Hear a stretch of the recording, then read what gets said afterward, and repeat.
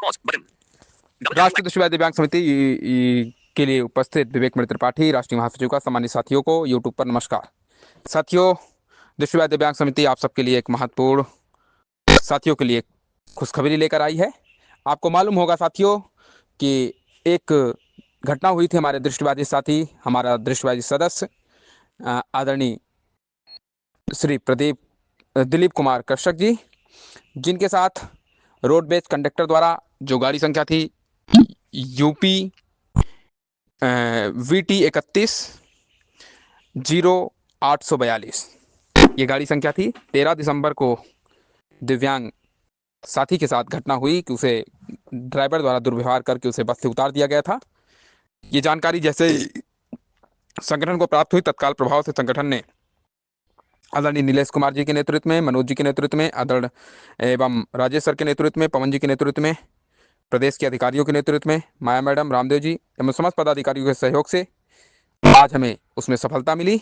आपको बताते हुए हर्ष हो रहा है कि दिलीप भाई को मैं न्याय दिलवाने में दृष्टिबाधित दिव्यांग समिति सफल हुआ और संगठन को मैंने 2 दिन के अंदर ARM लखीमपुर खीरी से जवाब मांगा था, तलब किया था। RM हरदोई जिसके अंतर्गत ये आता है, उनसे भी हमने जवाब मांगा था तत्काल प्रभाव से। संगठन को आप सबको यह बताते हुए हर्ष की अनुभूति हो रही है दृष्टिबाधित दिव्यांग समिति को कि राजीव गुप्ता जो ड्राइवर था उसे तत्काल प्रभाव से सस्पेंड कर दिया गया है। ये बहुत बड़ी जीत है संगठन की। आप लोग, मैंने जेमिनाई का ऑडियो में कन्वर्ट कर रखा हूँ PDF, जो आदेश हमें प्राप्त हुआ है उसे आप लोग पूरा सुने और उसमें आप सुने कैसे कार्रवाई संगठन ने ताबड़तोड़ एक्शन किया और उसमें संगठन को सफलता मिली। ये है संगठन की ताकत कि हमारे दृष्टिबाधित साथियों की अगर कोई भी घटना होती है तो हम हमारे संगठन के अधिकारी उसे प्राथमिकता से लेकर उनकी समस्या को समाधान करने का काम करते हैं। ये हम शुरू से करते हुए आ रहे हैं। तो ये आज संगठन को बहुत बड़ी जीत है। और ये भी यहाँ तक ये प्रतिबंधित बस थी, यानी ठेके पे बस रखी गई थी, उनके मालिकों को भी ये निर्देश दे दिया गया है कि आप 21 दिसंबर यानी पूर्व के, यानी आप इस तारीख तक दूसरा ड्राइवर नहीं उपलब्ध कराते हैं तो आपकी बस को भी हटा दिया जाएगा। मैं बहुत बहुत धन्यवाद दूंगा ARM लखीमपुर खीरी को और RM हरदोई को, जिन्होंने हमारे संगठन की बात को सुनकर और तत्काल दृष्टिबाधित साथी को न्याय दिलाने का काम किया है। आप लोग इस ऑडियो को पूरा सुने, देर न करें और अधिक से अधिक साथियों तक पहुंचाएं। यह है संगठन की ताकत कि हम लोग काम करने पे भरोसा करते हैं, ना कि हमें नाम की आवश्यकता है। साथियों, बहुत बहुत धन्यवाद। आप लोग इस ऑडियो को आइए हम सब साथ में सुनते हैं, जेमिनाई के साथ जो हमने PDF को कन्वर्ट किया है ऑडियो में, ताकि आप लोग इसे आसानी से समझ सकें। बहुत बहुत धन्यवाद। सुनते हैं ऑडियो।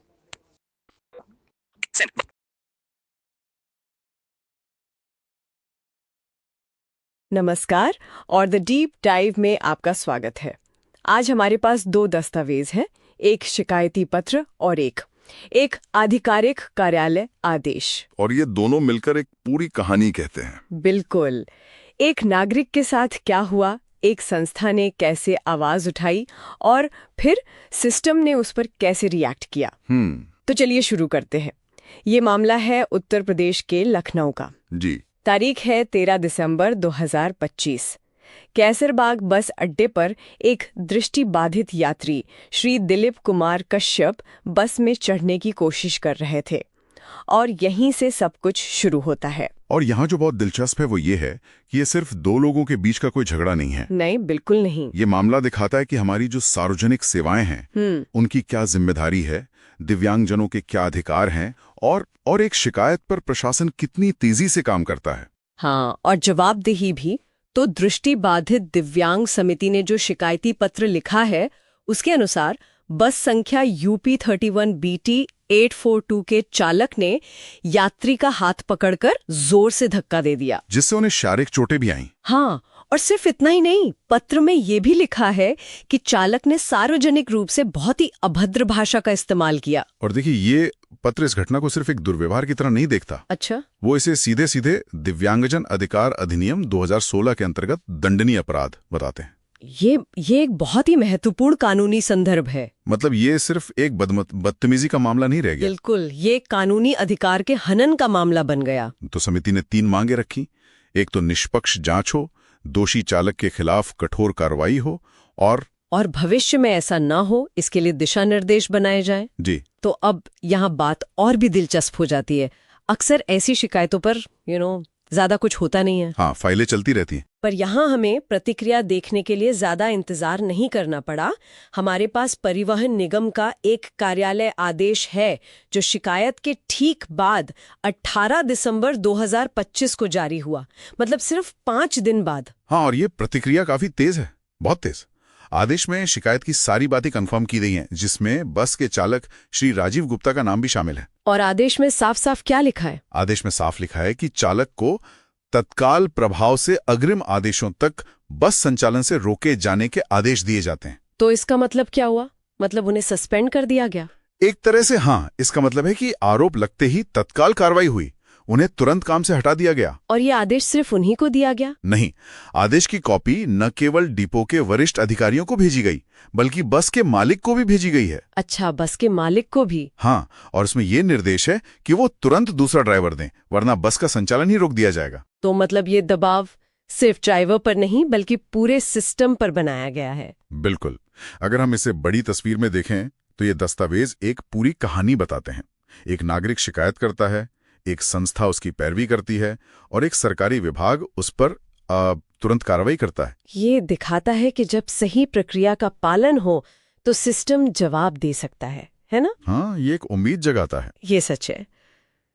इन दस्तावेजों से हमें एक घटना और उसकी तत्काल प्रतिक्रिया का पता चलता है, लेकिन यहाँ एक सवाल भी उठता है। क्या? उस पत्र में एक निष्पक्ष जांच और भविष्य के लिए स्थायी दिशा निर्देशों की मांग भी थी। ये आदेश एक पहला बहुत जरूरी कदम है, पर क्या ये पूरी कहानी है? सही बात है, ये तो एक तात्कालिक समाधान है। बिल्कुल। एक स्थायी समाधान के लिए आगे की प्रक्रिया क्या होगी ताकि ऐसी घटनाएं दोबारा हो ही नहीं?